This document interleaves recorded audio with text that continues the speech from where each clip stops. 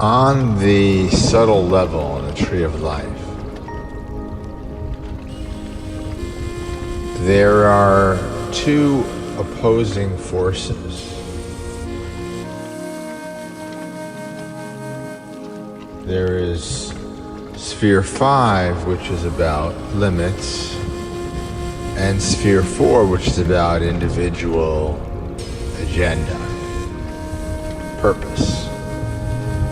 And at any given moment, one or the other is appropriate, exerting limits on Earth, exerting limits and boundaries and restrictions may be necessary to preserve health and happiness.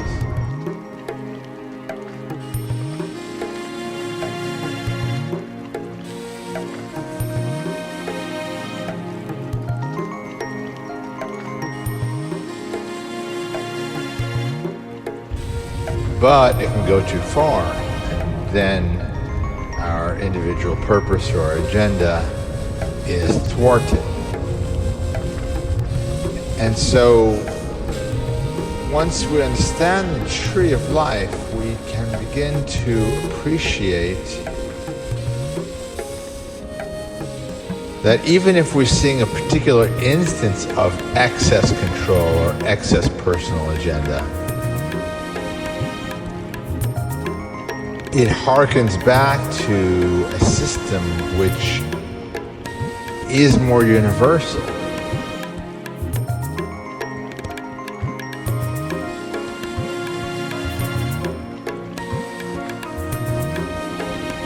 When you have something that is subtle and universal, when it manifests in the gross reality, at times it will be properly balanced in line with Sphere 6, and other times it will not be. And so, understanding of the tree gives us a little more ability to accept and appreciate those moments that are hard to accept and appreciate, which is when the agenda is thwarted or when the agenda takes over and ignores limits and brings havoc and chaos and attachment.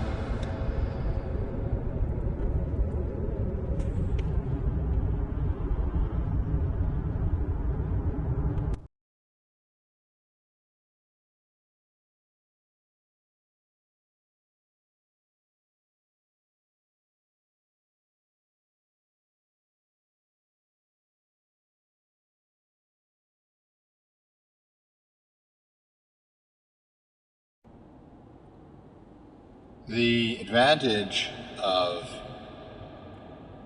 Eric Berne's transactional analysis model with Jung's shadow and mask, or shadow and persona, or shadow and ego, is that when we can identify what's in the conscious mind, like for example, I'm clearly acting from negative adaptive child. I'm only seeing the part that has me as the bad guy, and wanting to adapt to other people and seeing them as powerful and seeing me as needing them. Or I'm only a negative free child. I'm only seeing my desire to conquer or rebel.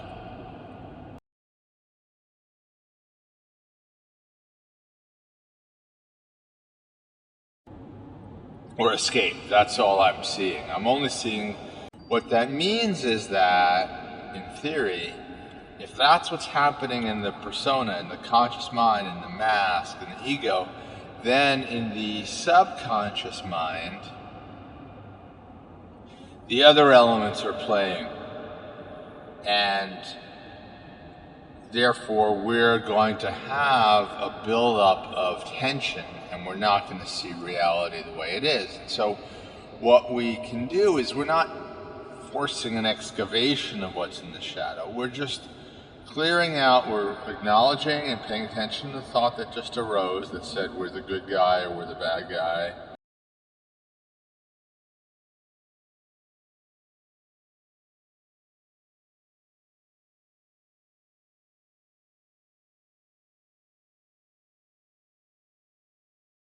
Someone else is the good guy or bad guy, Cartman drama triangle. And once we're acknowledging what's in the conscious mind, we're then opening ourselves up. We're saying to the shadow, okay, anything you think I can handle now, feel free to share that with me. Now, the challenge is that if there's the use of drugs, alcohol, or you're half asleep, then you may get things that you wouldn't ordinarily necessarily be ready for. I think that doesn't mean you're not ready for it, but if you don't trust the shadows releasing something that you're ready for, then your reaction of distrust about what is being released, the clamping down of one of the voices, the negative controlling parent perhaps, or the negative nurturing parent, can then throw everything else back in the shadow, and then you're feeling revulsion or fear about what thought or emotion or image has come up from the subconscious. So the way of integration, the way of healing, the way of maturity is to acknowledge whatever's in the conscious mind, including negative controlling parent, but then say, I'm open to what else is happening on the subconscious level if the shadow is willing to show it to me.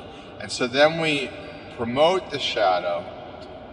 So then we promote the shadow into the honored gatekeeper instead of demonizing the shadow. Because whatever's in the conscious mind wants to demonize the shadow if it's afraid of being supplanted. This is the binary thinking. The way through that is the Venn diagram, or a more ancient term.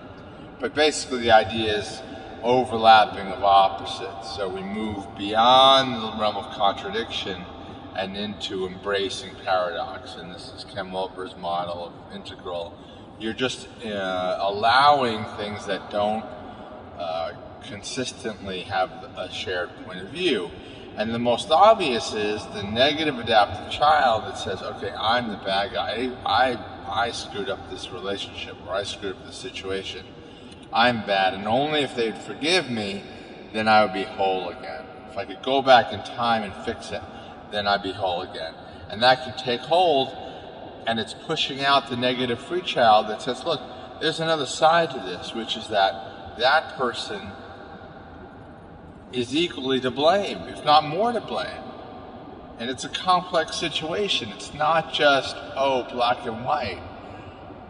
If we're afraid of mystery, if we're afraid of paradox, then we're going to want to side with either the negative adaptive child or negative free child and say, this is the way it is. But the fact of the matter is, the way it is isn't the way it is. We're just opening ourselves up to not knowing, to allowing the feelings and the thoughts that are in the persona, in the conscious mind, in the math, to be there. We're not saying they're wrong, but we're just saying they're only a part of the story, and we want to honor and invite the shadow to share another point of view, and another point of view, another point of view, and then ultimately we're not taking on a point of view at all. We're taking on a more holistic, integrated view.